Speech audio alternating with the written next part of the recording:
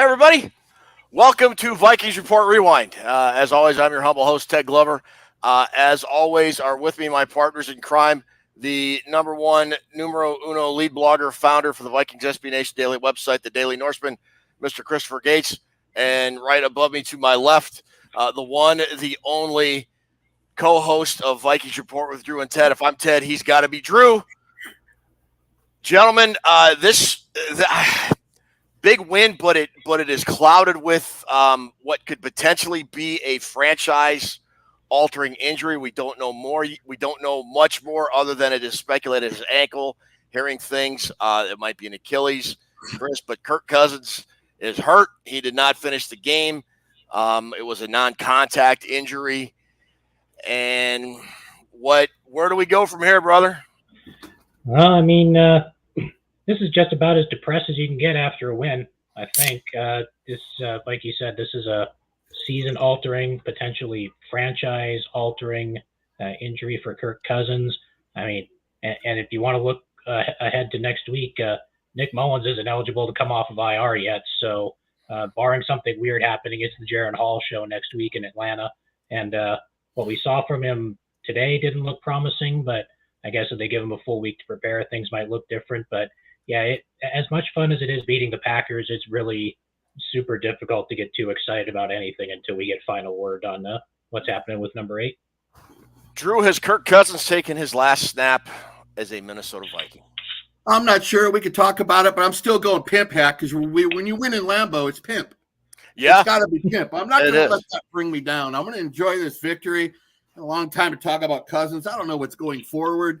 But we not only won this game, we dominated the shit out of Green Bay. Yes. We kicked their ass. I don't know about Kirk Cousins' last snap. I don't know what's wrong with him yet, so it's hard for me to comment on if it's his last snap or not. Man, what a game by the defense, and we could talk about Jaren Hall all week, but I don't know. We won our third straight game. Welcome everybody into the show, and I don't know, Tad. I'm just not going to – it's in my mind, but I'm not going to let it damper the win. The Vikings defense is really good. Yeah, and let's talk about that. Before we get going, again, thanks for joining us, everybody. We may have a cameo appearance here in a little bit. I'm trying to figure out what's going on. Anyways, if you want to come join the show, you're more than welcome. We've got a few people in the chat room now. We're expecting more here in a little bit. Anyways, as always, we are going to give away a prize at the end of the show like we always do.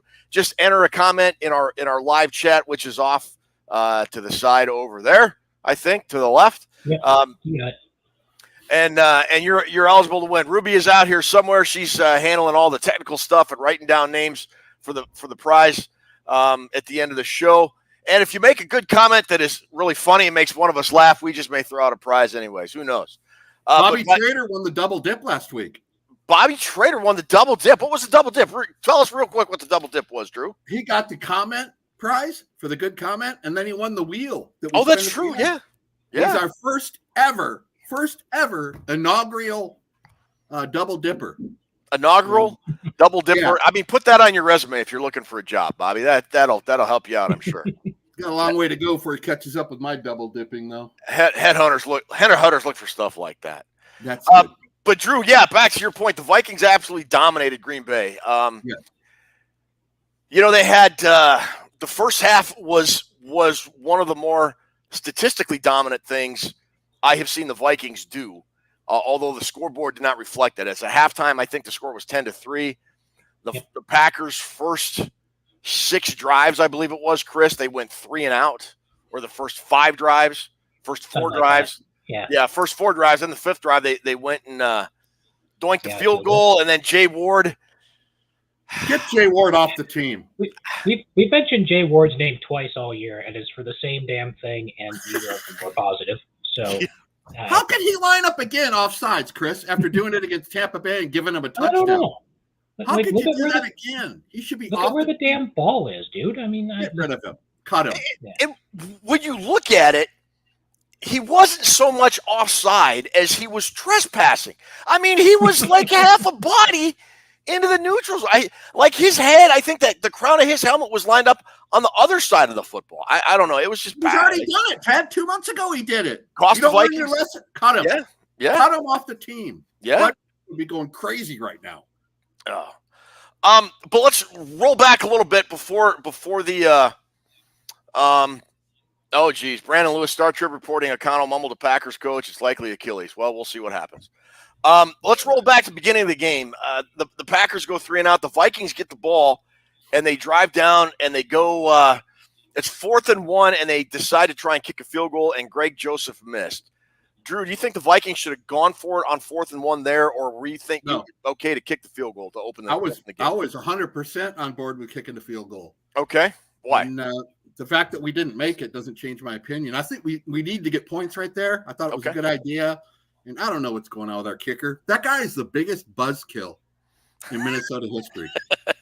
Misses field goals. And then remember we got a touchdown, then he kicked it out of bounds. That guy's a buzzkill. And to top it all off, dude got called for a penalty today while he was standing on the sideline. Yes. How the hell did the kicker get a penalty for I don't know, but I agree with the field goal. What about you, Chris? Yeah. No, I mean, I can understand the decision. I think I personally on social media said to go for it, but I mean, there's something to be said for getting points there. I mean, we didn't know how high scoring a game it was going to be, and it turned out not to be a super high scoring game. So, yeah, I was more annoyed with the field goal that they kicked when it was like 4th and 1 from the 2 or whatever it was. That one annoyed me way more than the one that Joseph wound up missing. Yeah, and what's that?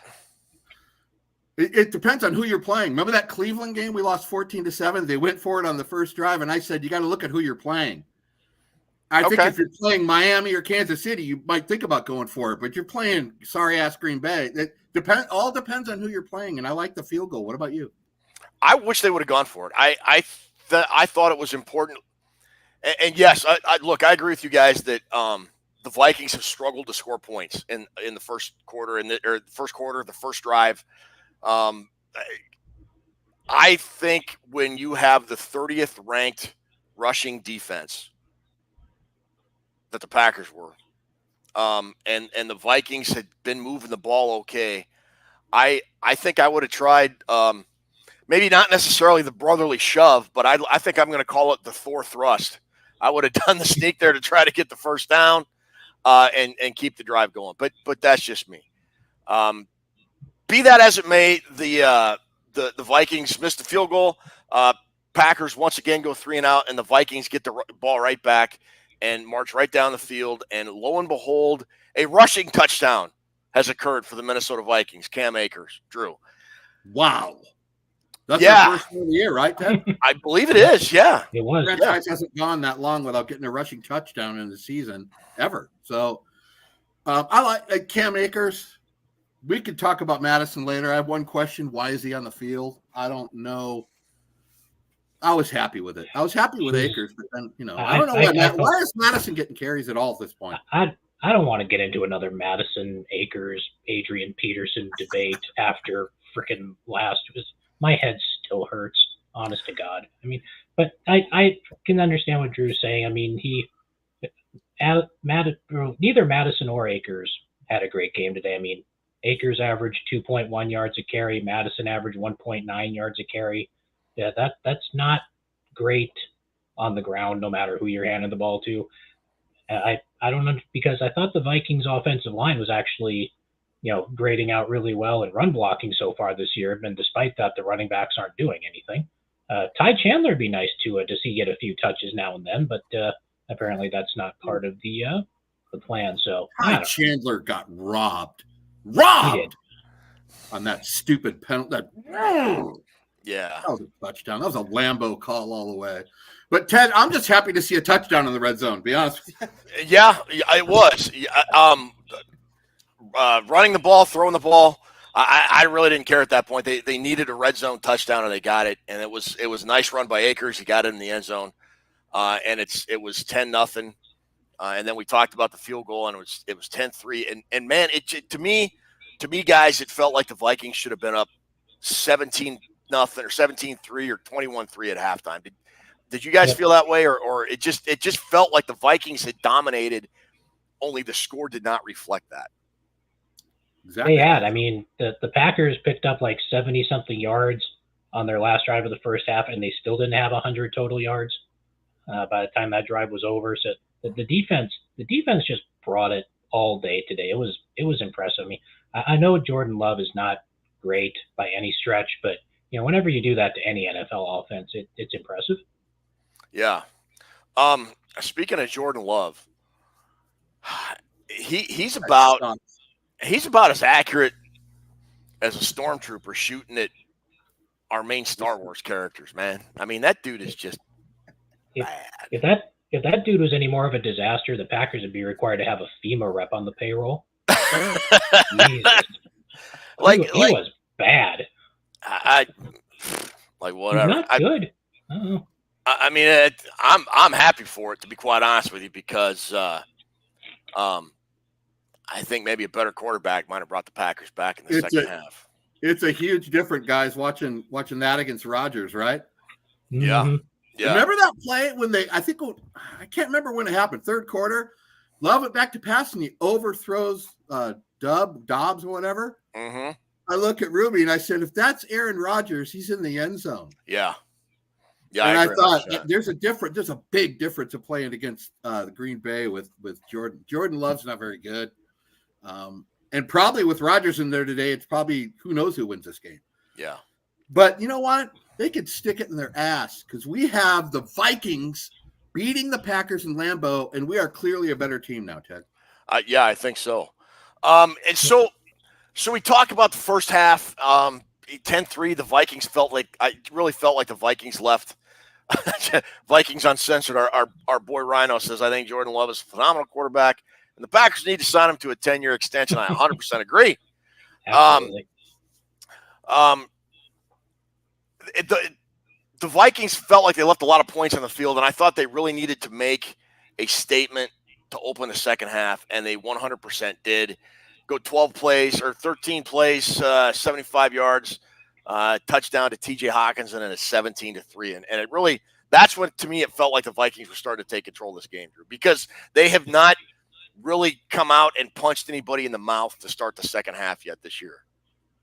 That was their best drive of the season, I think. It was. KJ Osborne was on a straight-up heater on that drive, man. He had four catches on that drive. He was great. Yeah. What about the play calling, throwing the ball on first down? I was shocked. I'm going, where's the run up the middle? Tremendous. Matter of fact, on that drive, Ted, the 13-play drive, start the third quarter. The only bad plays we had is when Madison touched it.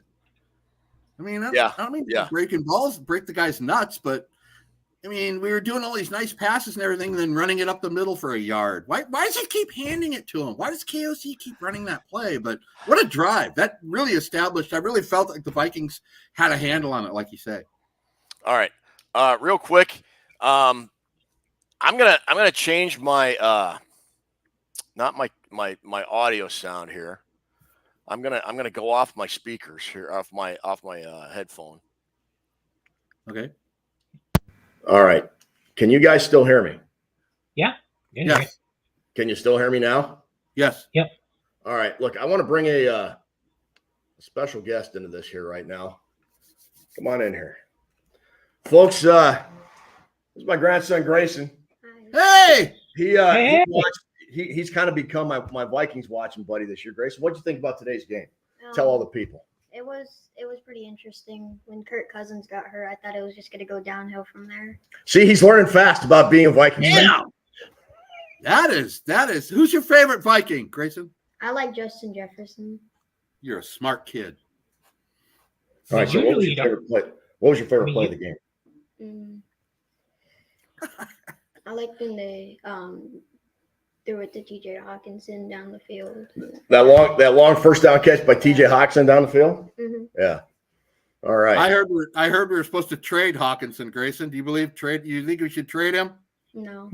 No. Look at Nice. If this kid can figure it out, why can't you a-holes on Twitter? Well, listen, I just want to introduce everybody. My grandson, he's been watching the Vikings games with me now, and he is a pretty sharp kid. So, thanks, man. All righty. Bye, Grayson. She's making it. All right. I'll catch you in a little bit. Okay. I mean that's impressive. Usually, you don't get the optimism beaten out of you until you're well into your 20s.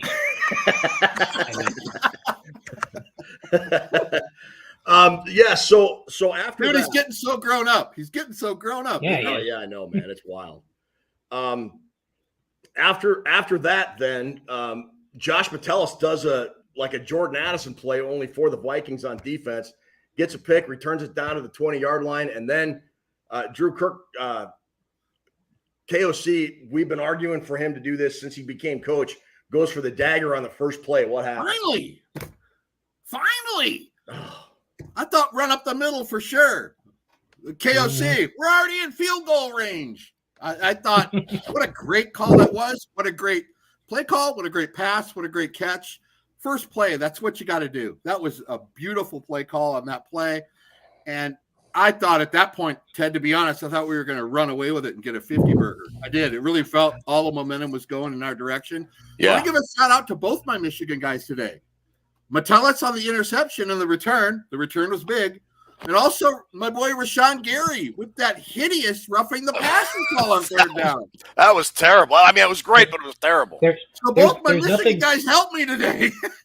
There's nothing more satisfying than seeing the Packers get hosed by the Aaron Rodgers rule.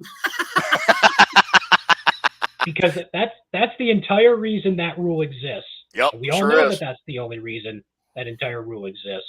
And then when it happens to the Packers, we're all supposed to feel bad about it. And you know what? I don't. Because that's a penalty all the way. Screw it. Yeah, whatever. Yeah. I was happy with it too, but I don't think it was a roughing the passer. But we've been on the other end of that, haven't we, Chris? I mean, come on. We certainly have. Like the entire Aaron Rodgers era, basically. But yeah. You know, for 2 straight weeks, guys, the Vikings, we've been waiting for that implode moment. And I know you thought about it today. Here we go. With Jaren Hall fumbles. Yep. Here we go. So, but we've been avoiding that the last 2 weeks, Ted.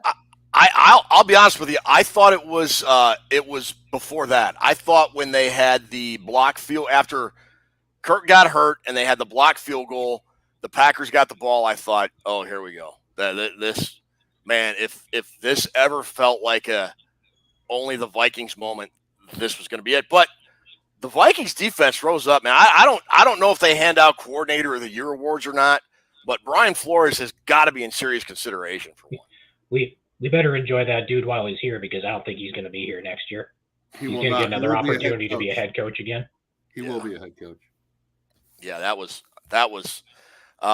Nelson Williams said that dagger was the difference in the game. I 100% agree. That was a great call. It was aggressive. And real quick, I want to talk about after Jordan Addison scored the touchdown, he acted like a savvy vet and did the Lambeau leap into a bunch of Vikings fans. You remember when Fred Smoot did that? He had a pick six and he tried to do the Lambeau leap and he got pushed off the wall as somebody threw a beer on him. Addison had the presence of like a 10-year vet there, man. He found the Vikings fans and the picture, hang that in the Louvre. It's all over the internet. Put that picture of Addison doing the Lambeau leap in Lambeau with Vikings fans. Hang it in the Louvre. We're putting it in the website, Ted. Okay. This is going to mount it in there, but let's keep Addison off that cruise boat for now.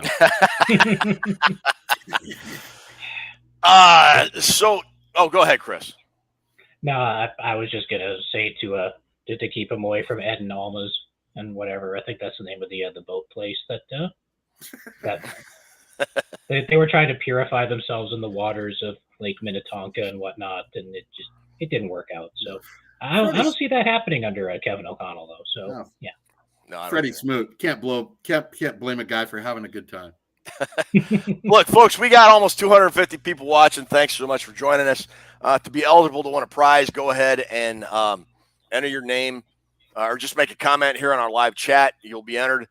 Ruby is in the background doing all the real work to make this show go, and we will draw a name at the end of the show. So, Ted. Yes, sir. You mentioned that blocked field goal. Yeah. Right as we're getting ready to do it, I go, if they make this, it makes it a 3-score game. This is this is huge. This isn't about the points. This is about possessions. And I said, if we make this field goal, it gives us an extra score, 3-score game. And Kuntz's is like, you just ruined it all. And sure enough, it got blocked. And I'm going, nothing can be easy, Chris Gates, Ted Glover. No. That's not what the Vikings do. let's go back. Let's go back to the beginning of that drive, because the Packers, the Vikings score. They Addison does the Lambeau leap. It's 24-3. And Right. and to Green Bay's credit, they came back. It was I wrote it down here. 14 play, 81-yard drive. It looked like the Vikings might have a goal line stand. And it was kind of feeling like right out of the days of the Purple People Eaters playing the Packers in the 70s. Felt like they had a goal line stand every year against them at some point. But Romeo Doubs scored on 4th and 1. Even Jordan Addison can't screw up a pass from 1 yard out apparently. And it's 24-10, and it sort of felt like the momentum was kind of changing. And Drew, I shot you a text. I said, hey, you know what? This is where the Vikings need one of those drives that you've talked about this all year, and they haven't done it. Just eat the clock, get a few first downs, and if nothing else, take time off the clock and either punt or pin them deep, or if nothing else, come out with a field goal, and it really puts the Packers behind the power curve with an opportunity to win. And that's exactly what the Vikings did, and I think that's the first time they have this year. Yeah, I talk about Cousins' game last Monday night versus the 49ers. I think he's better. He was better today. Kirk Cousins made some great decisions with the football, and he made some great passes. The accuracy, that pass to Addison on that after that interception, not a lot of quarterbacks can lay that ball in there over the defender like that. No. I thought Cousins played a great game, and we'll have to find out about the injury, but yeah, that was the drive that we've been waiting for. And so usually it's a 3 and out, Ted, and we're going, oh. But, the play calling's getting better. It's still, I don't know the up the middle thing. I don't understand why O'Connell likes to waste that down, up the middle thing. And that's beyond what I think. But I think overall the Vikings play calling is starting to get into a flow a little bit where they're at least getting yards between the 20s. I don't know what happens at the 20, Ted, but between the 20s, we're getting there. Chris, it felt like that was right up until the Kirk injury and the blocked field goal. It felt like that was a huge turning point for this offense today. Even you take the first half away, where they had, I think, a 28-11 time of possession in the first half. Something like that, yeah. It felt like this offense had kind of turned the corner, and with the defense playing well, you're like, the Vikings really seem to be hitting their stride. And then you had the Kirk injury, and then the blocked field goal. And then it was up to the defense. And, we talk about, we have all been Vikings fans for a long, long time, Chris, and we talk about the here we go moment. And was that your here we go moment, or did you mention it might've been earlier for you? I kind of think the here we go moment, I think I kind of agree with Drew, because I think this is what Drew said earlier, is that was the Jaren Hall fumble, because we were like, okay, all the Vikings have to do is, that the Packers are burning their timeouts, hand the ball off a few times, burn some clock or whatever. No, we got Jaren Hall dropping back to pass. We got him rolling out. And then he gets strip sacked and fumbles, and the Packers are at Minnesota's 15-yard line. And that was kind of the here we go moment. Like, you could have done things the easy way, but you decided not to do things the easy way. So you're going to make things more difficult on yourselves than they need to be. I mean, I can understand the blocked field goal potentially being something too, but yeah, that Jaren Hall fumble was kind of the here we go moment for me. But the Vikings, I don't know what the Packers numbers were on 4th down today. I don't think they converted one. And I know the Vikings stood them up 3 times in a row there at the end on 4th down. But yeah, that if there was a here we go moment in this one, that was the one for me, I think. Drew, did you have one, or do you think the Vikings, even up 24-10, even after that disastrous sequence with Kirk's injury and the blocked field goal, do you think they were going to win? I have as many here we go moments during a Viking game as Charlie Sheen does getting Coke. Like every 5 minutes. I mean, I probably agree with Chris, because we start that drive with 4:36 or something, Chris, and we run up the middle. They have to use a timeout. And then he has this ridiculous play call of some incomplete pass out in the flat. And I look at Ruby and I go, that's the one thing you can't do, is stop you can't do that. Yeah. It's like Kevin O'Connell is working his ass off to make this a 1-score game. Come on, bro. Yeah. And then they didn't use a timeout there. I mean, it all worked out in the end, but I don't know. That was probably it, though. When Hall fumbled that ball, I thought that was a here we go moment. I think all Viking fans thought here we go. But just a quick thing here that Kevin O'Connell did tell K-Fan that Kirk Cousins is being evaluated for an Achilles injury. So if that's the case, that's definitely a season ender. He's done which is a damn shame. You want to shift the talk to that, or what's the room think? Or I mean that's kind of I mean, I saw a couple things. Bobby Trader, do we trade for Brock Purdy? What do the Vikings do at the deadline now? I mean, the Vikings go on to win. The defense rose up. Mekhi Blackman, Cam Bynum had some huge pass breakups. That last drive, the Vikings, Daniil Hunter had a strip sack. Packers recovered it. But the Vikings defense played a whale of a ball game and deserves a ton of credit for not letting Green Bay seriously get back into this game when the Vikings gave them several opportunities. But yeah, I guess – man, we need to talk about this, I guess. Chris, you mentioned earlier. Is Philip Rivers doing anything? Yeah, having another kid probably. Geez, he's got 15 now. Like something like that, 12. 15. Like limo. No, he's got a football team. He's got 11. Yeah. I mean, he's about ready to go on a Mormon mission. He's got so many kids, but that's neither here nor there. His wife has to use a walker now. It's not a clown car, ma'am. It's a vagina. But either way, here we go. Ian Rappaport has reported it's an Achilles. If it's an Achilles, he's done for the year. Okay, he's done. Yeah. So now you got to ask yourself, what are the Vikings going to do? Look, they've got the easiest part of their schedule coming up. They got a bunch of winnable games. They got Atlanta. They've got. I'll pull up the schedule here. Let me. They were winnable with Kirk Cousins as your quarterback. As Chris, like you mentioned earlier, Nick Mullins is still on the IR for another week. Yep. So it's going to be Jaren Hall. The Vikings are going to have to sign somebody as like an emergency backup. I think the indomitable Sean Mannion is on the practice squad, so I'm sure he'll be called up to the active roster. I don't want to see him. I don't want to see him at all. Okay, Mark Larson, I've seen people hopefully joking, talking about bringing Tom Brady in. He has Minnesota ties. I didn't know he has Minnesota ties, but man, go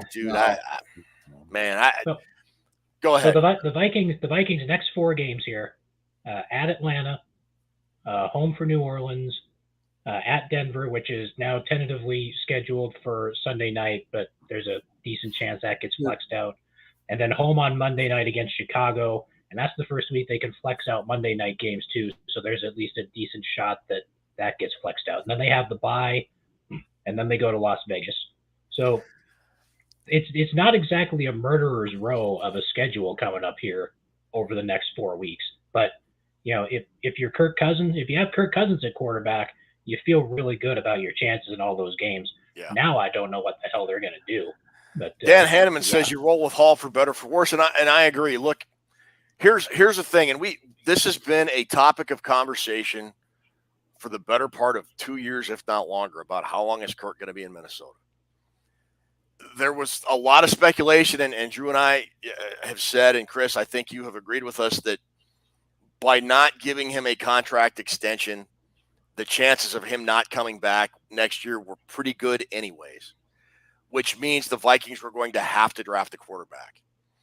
So now, if this injury is what we fear, you have a 9-game tryout for Jaren Hall, and you can determine if he is a guy you can go ahead with, or if you need to make a move in the offseason and get a quarterback.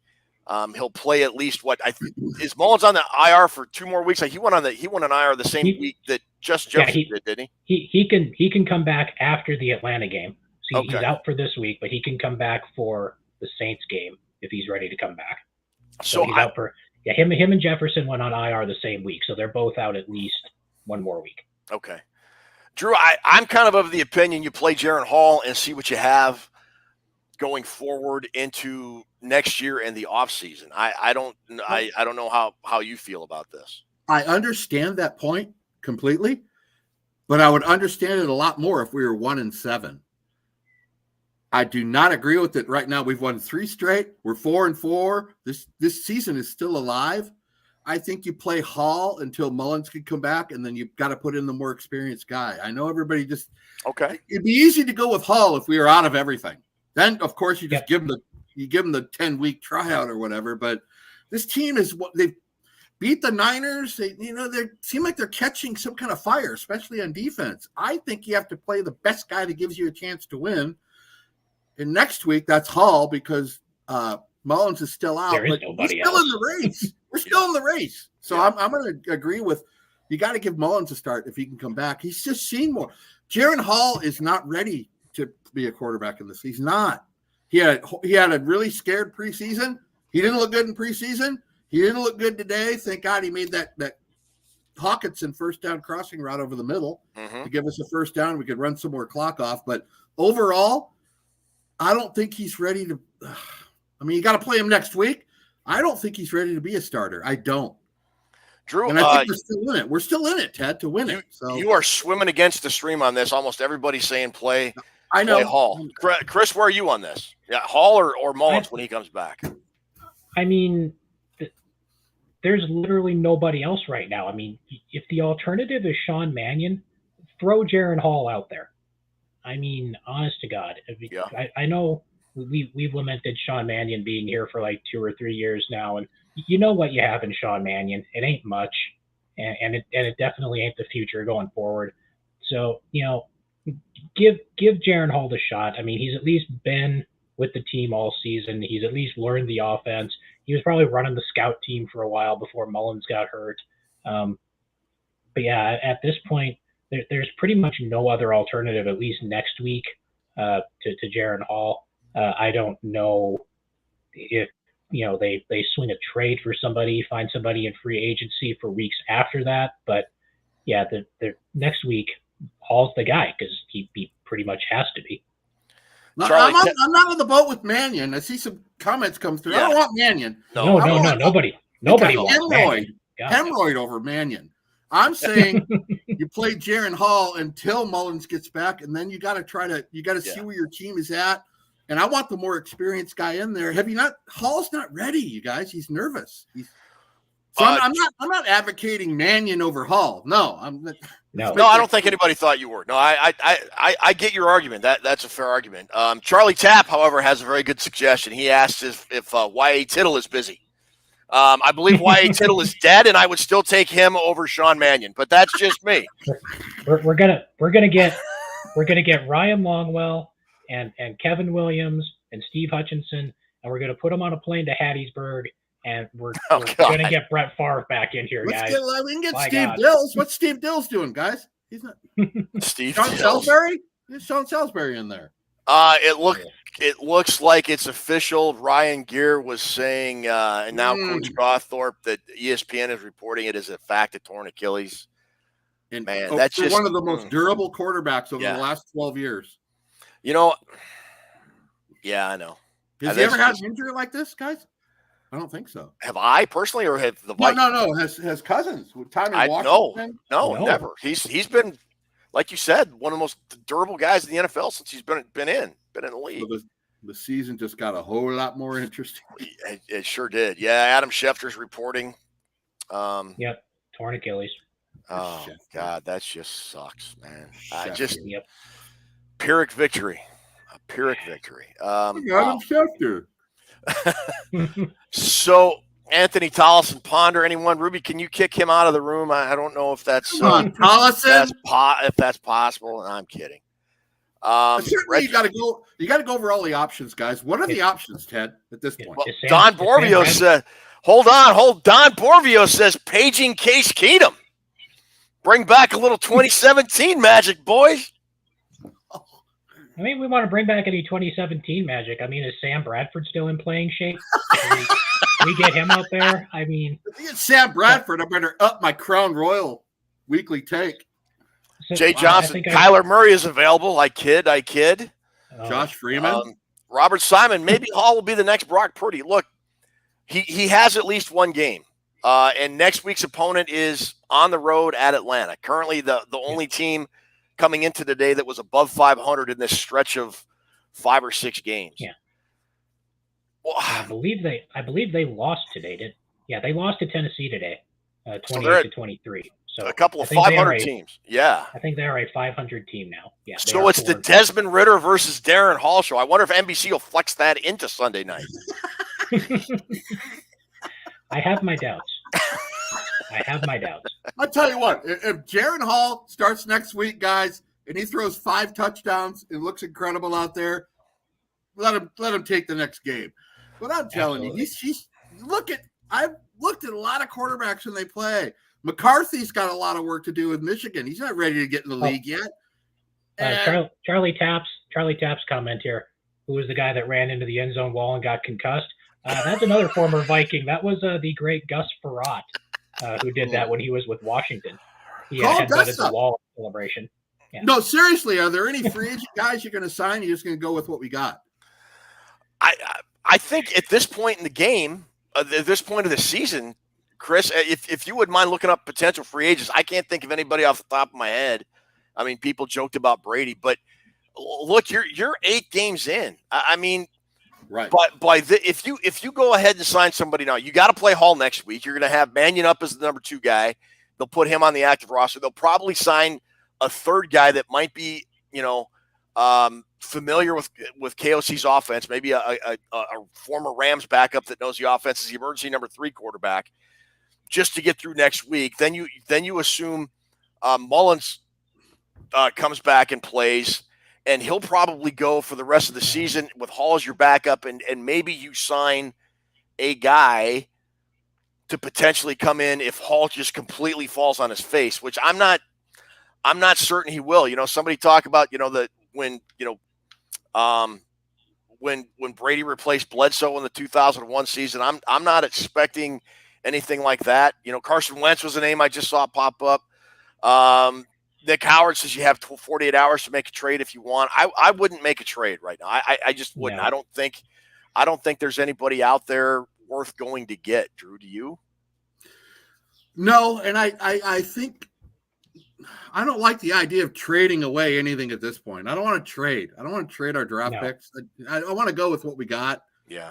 Or get a guy for $1 from the Dollar Tree. But I think the Jaren Hall thing is going to be really interesting to see. I think he's got a good stretch of games to prove himself. He's got a good opponent next week to play. It's on the road, right? Yeah. I think it's on the road in Atlanta. And I'm going to be watching very closely with this, because if he does lead us to victory, I may be wrong about bringing Mullins back and putting him in over the experience. But when you're still alive for the team, you got to play the experienced guy. You do. I mean, you got to play the guy that's going to win you games. But look at Hall came in today, man. He was like wide-eyed and like. Drew, would your opinion change next week if Hall has a good game? And I'm not saying 350 yards. Let's say he goes 15 of 26 for 188 and a touchdown, doesn't turn the ball over, and the Vikings manage to win the game. Is that good enough for you to give him another tryout for the following week, or do you still want to put Mullins back in? What's the final score, hypothetically? Vikes win. Let's say it's 20-16. I would probably give him, if we beat Atlanta and he's the quarterback, I'd probably give him another start. Okay, Chris. But I would be real short leash, Ted. Short leash. That's fair. That's very fair, Chris. Absolutely. I mean, if Jaren Hall comes in next week, gets a victory, whatever. What you want to avoid is kind of the thing that we had in 2017 when Case Keenum came into after the Bradford injury, and he was playing well, and the Vikings were winning football games, and yet every single week Mike Zimmer got asked, is Sam Bradford coming back? Is Teddy Bridgewater ready to go? Is Case Keenum your starter again next week? And so forth and so on. But, if Hall gives the Vikings the best chance to win, and he might at this point, I mean, we don't know for sure. I mean, if you give him a full week of first team reps, just to keep him, make sure he's ready to go and that sort of thing. I mean, he might give this team the best chance to win. I mean, I don't know for sure yet, and neither does anybody else. But if he wins, you gotta stay with him, I think. Yeah, and Dan Lee just put this up. If you win with Hall, you have to keep playing him. Again, real quick before we continue, folks, thanks so much for joining us. We got about 120 people still in the room. If you want to be entered to win a prize, go ahead and make a live comment on our show as we go. Yeah, look, I think, and somebody asked, I think it was Jay Johnson asked, how many rushing yards, Ted? I mean, I don't, assuming how many rushing yards would the Vikings get in that hypothetical win at Atlanta next week if Hall starts? 75, 100. I don't know. I mean, that's kind of a stretch at this point. I don't even think the Vikings averaged 3 yards a carry today against one of the worst rushing defenses in the NFL. I want to give you both ends of it here. Yeah. Hey, phrasing. Where you have his mobility. Part of why you draft Jaren Hall was his playmaking ability and his legs. Okay. Running for first downs and keeping plays alive. I mean, but in the preseason, the Vikings didn't let him run at all. So you got to let him be his own guy, play his own quarterback. If you're trying to mold him into what being Kirk Cousins is, it's not going to work. That said, you got the mobility, which gives you an advantage, but you got to remember a lot of the success the Vikings have had this year isn't from play calling, Chris and Ted. It's from Kirk Cousins being experienced and seeing defenses, knowing what he sees, knowing where players are going to be, knowing who's coming on defense and who isn't, pocket awareness, getting the ball out of time. You want to make a big list? Jaren Hall has no experience in any of that. So you have to factor that in when you're looking at the quarterback position. You can't just figure he's going to come in like the Bledsoe Brady thing and light it up. But there's a lot you're going to lose. Even the Kirk haters even got to agree with me. There's a lot that he does at the line of scrimmage and during a play that overrides KOC's play calling. He does. And Hall has none of that. That is a great point, Drew. That's a great point. You got to let him take off with the ball when he wants. You got to build confidence in Hall. And when you watched him at BYU, he was the most confident guy in the field. But that's when he was running for first downs, playmaking out of the backfield. He was he was in control of everything. What I see out there today is just a nervous guy, and you can't have a nervous guy. Let him be who he is, Chris. Let him take off with the ball. And I'm not sure if the Vikings will let him do that. And another thing, I don't know if you guys saw the video from the quarterback school that wound up getting posted in the group that broke down Cousins' performance last week against San Francisco. One of the things that JT O'Sullivan said in his breakdown of that video is that, Kirk has supreme confidence in his offensive line. I mean, he's not going to be one of these guys that's going to bail out. He's going to run all over the place and extend plays and whatnot. He's going to stand in there. He's going to get smoked occasionally by defenders or whatever, but he's going to stand there and throw the football where it needs to be thrown the overwhelming majority of the time. Jaren Hall is going to be like a lot of these young quarterbacks where at the first potential sign of trouble, he's going to take off. And that's something that the Vikings are going to need to account for on offense going forward. Even though the offensive line has performed incredibly well this year so far, that's Jaren Hall hasn't gotten the stay in the pocket thing really drilled into his head yet. And that's the thing that the Vikings are going to have to account for offensively is, he's going to be one read and he's going to be gone or that sort of thing. But yeah, it's going to have to be a significantly different offense going forward because, Jaren Hall just doesn't do all the things Kirk Cousins can do because he's been in the league for 8 games and he's taken like 10 snaps now. So it's going to be different. One of the things I mentioned, Drew, I don't know if you guys and Chris, I think I might have mentioned it on a live post-game show early in the preseason or leading up to it, whatever, is that Jaren Hall wears number 16, and that was Rich Gannon's old number, and he reminds me a lot of Rich Gannon when Rich Gannon first came to the Vikings. Rich Gannon was not the polished MVP he ended up being in Oakland, I think in 2002 or early 2000s, or even before that in Kansas City where he really developed and matured. Rich Gannon was a one-look and then go guy, and he had the wheels, and the Vikings and Denny Green at the time did a lot of rollouts and waggles and a lot of things to get to move the pocket outside for Gannon to make a quick read and then decide to run or throw the ball. And I think the Vikings tried to do that on the first couple plays when Hall went in. If you remember, I think his first play was a rollout that got blown up by Green Bay. I don't know if they saw it coming or if it was just a missed block assignment or whatever. And a good coach will know what his backup quarterback can do well. I do believe Kevin O'Connell's a good coach. I don't think he's been great calling plays for most of the season. I thought he did good for a good chunk of today's game. I didn't agree with what he did trying to throw it at the end of the game. But if he knows what Jaren Hall can do well and he can formulate a game plan that plays into Hall's strengths, the Vikings may have a chance. Because look, man, they still got TJ Hawkinson. They still got Jordan Addison. They got Justin Jefferson coming back.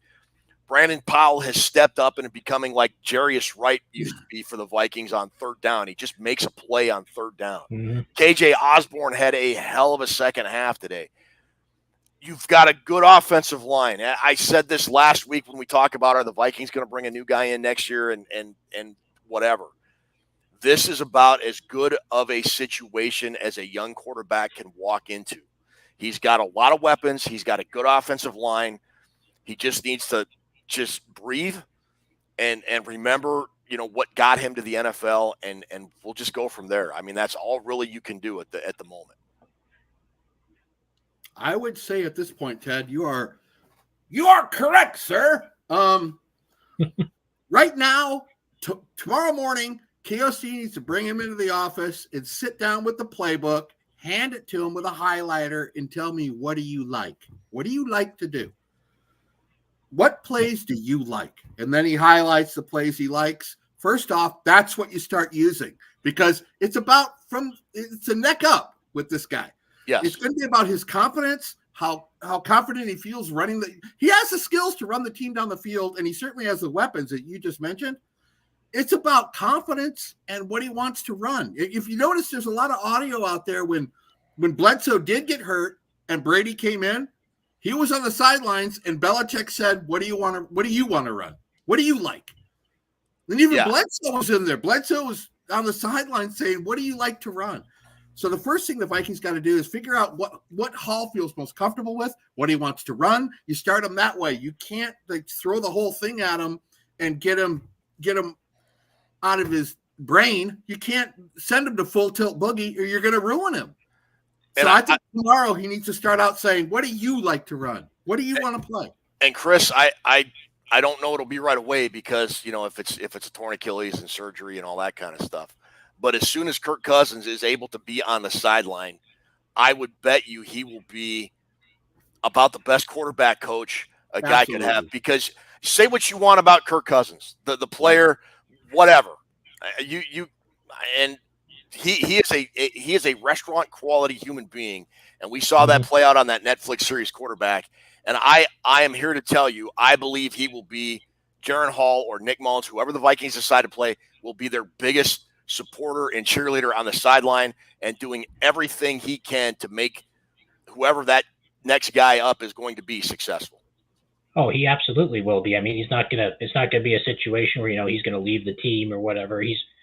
Like you said, as soon as he's gonna be on the sideline, and I don't know what the recovery period for being able to get around after an injury like this is, but yeah, as soon as he's able, he's gonna be there on the sideline. He's gonna travel with the team. He's gonna do all this other stuff. He's going to be there in the film room with these guys, and trying to help them get better, if not just for this season, then for going forward as well. But as sad as it is, I mean, if it is an Achilles and his season is over, that kind of negates any shot at an extension for Kirk Cousins, I would think. And it's I know that I had been saying all year that this was the last year of the Kirk Cousins era, but I was damn sure hoping that it wouldn't end, like this. Not this way, man. That's pretty terrible.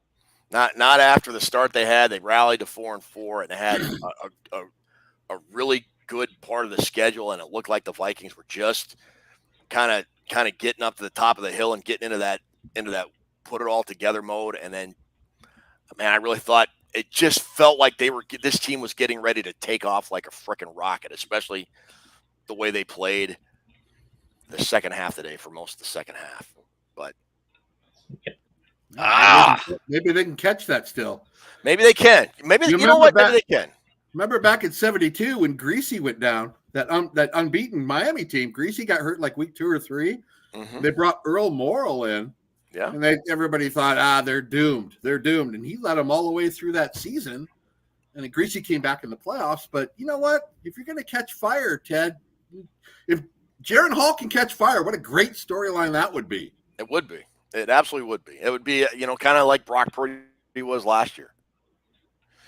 Or, heck, even Nick Mullins has played some very good football in his past with San Francisco. I remember it was either Thursday night or a Monday night game. He came in and just lit it up. I mean, he has the ability to play well. So we'll just see what the Vikings decide to do. Anyways, we'll figure it out. We always do. We're Vikings fans. Anyways, yeah. Ruby tells me, Drew and Chris, that we had a 3-way tie for Defend the North today. No, really? Yes. Yes. Is that true, Ruby? Are you there? That is exciting. Yes, that's true. So we're going to spin the wheel. Hi, Yeppers. Hi. Who are the 3 finalists for our Defend the North contest? They are. Come on. Okay. They are Anthony, user WY6Y, and Brad Morin. And for some reason, it's not. Hold on. Oh, okay. There we go. That's for Defend. Oh, this is Defend the North spin right here, Ted. This is big, Ted. Yeah. All righty. I put all 3 of them on the wheel several times, as you can see. So here we go. Go for it. Who is the winner of this T-shirt?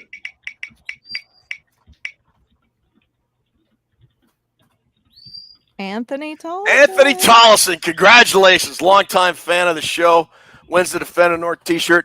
Ruby, if it's okay with you, can we just let the other 2 finalists, if you will, pick a prize out of the vault since they were, through no fault of their own, didn't win? That's fine. All right. The other 2 guys, go ahead and get a hold of Ruby at Vikings Report with Drew and Ted at gmail.com. We'll give you a link to the prize vault. You can pick something else out. Can't pick the T-shirt, but we got a whole bunch of other cool stuff there. Man, we got a ton of names on the wheel today, Ruby. Yeah, again. Woo! All right. Cool. Here we go. All righty.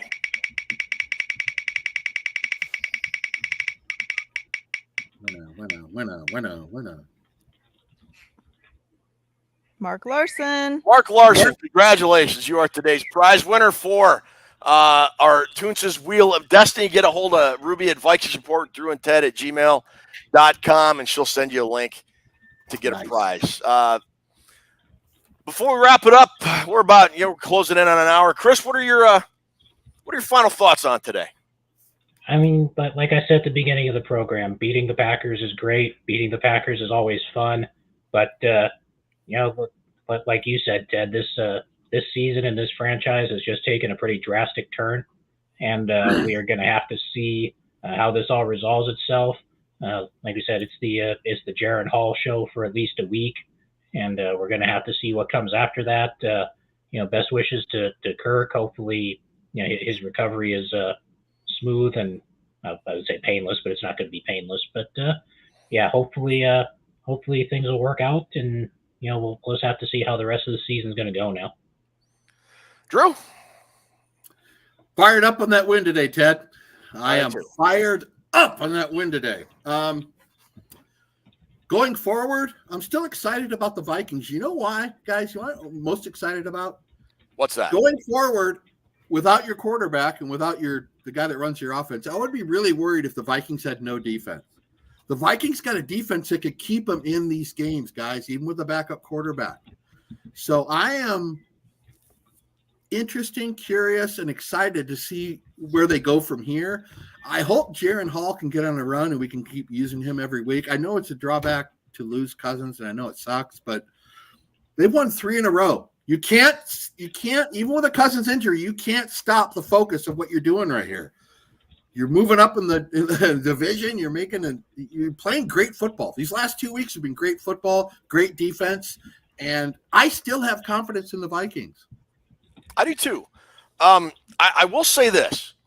There has been a fairly sizable contingent of Vikings fans that have been wanting to get rid of Kirk Cousins for about almost from the moment he signed. I used to be in that group. I thought he's improved and been a good quarterback For those of you that still think the Vikings would be better off without Kirk Cousins, you are going to get your wish. And I will tell you this, be careful what you wish for, because Drew brought up a great point earlier of how much Kirk does adjusting at the line, figuring out what the defense is in, resetting the offense to get them into the best play possible to be successful. That 10 or 12 years of experience is now not going to be on the field. It's definitely going to be Jaren Hall, possibly Scott Mullins. We'll find out. But moving forward from now on until the end of the season, we are going to get a good look at this Vikings offense without Kirk Cousins, for better or for worse. Right. I will see. I think the Vikings can do okay these next several weeks. I agree with Drew that they have a great defense that they can now lean on while Jaren Hall and or Mullins gets up to speed, and then we'll go from there.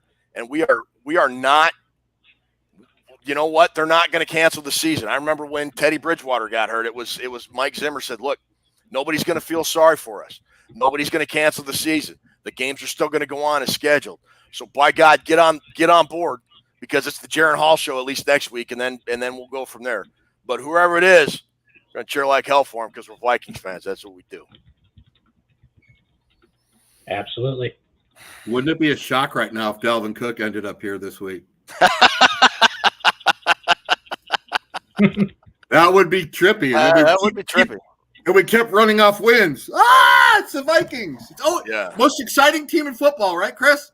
No matter how you look at it. No greater value for your entertainment dollar than the Minnesota Vikings. None at all. For better, for worse, good, bad, on the field, off the field, it doesn't matter. No more value for your entertainment dollar than the Win, lose, or draw. You can't beat the price of Vikings admission. For Chris, for Drew, for Ruby, who made all this happen, for all of you who joined us, thank you so much. I'm Ted. Drew and I will be back on Friday to preview the Atlanta game, and we're going to have a lot to talk about like we always do. And the doctor of footballology, Drew Bunning, will regale us with his intelligence come Friday. Mow. All right. That's it. Skol Vikings, everybody. Take care. Thanks for joining us.